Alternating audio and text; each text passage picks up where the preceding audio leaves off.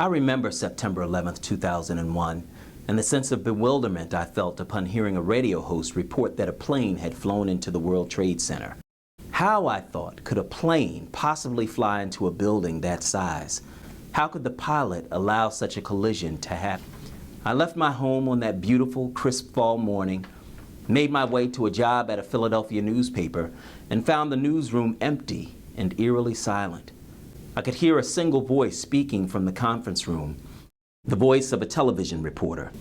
I walked to the back of the office to find my coworkers staring at the screen in shocked silence.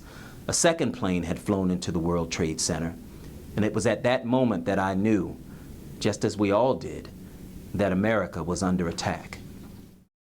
That horrible day when ash fell from a clear blue New York sky, coating the city in a sheet of gray, I watched riveted, like most of us, as people hurled their bodies from the burning skyscrapers and hurtled to the ash-covered ground.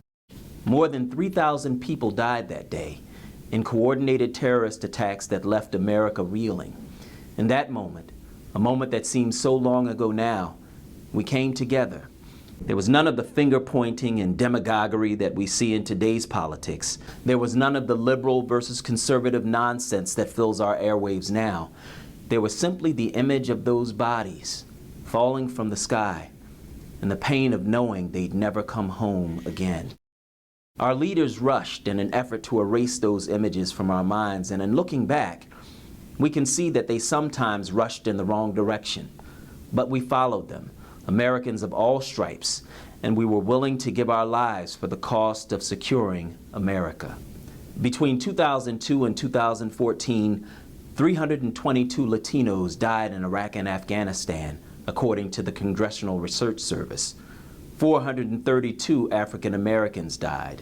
Over 5,600 whites died, along with 150 Asians. But when those men and women died in service to this country, no one asked for their immigration status. No one asked for their voter ID. No one asked if they loved this country, because their willingness to give their lives was love in its highest form. They died for those people who jumped from those burning towers. They died for those children whose parents never came home. They died for the widows who wept silent tears. And when they died, whether they were black or white, yellow or brown, the blood they shed for this country was all the same color. So on this day, as we reflect on that seminal moment that made us all American, let's remember the people who shed their blood in order to give us that privilege. For Aldea News Media and WURD Radio, I'm Solomon Jones.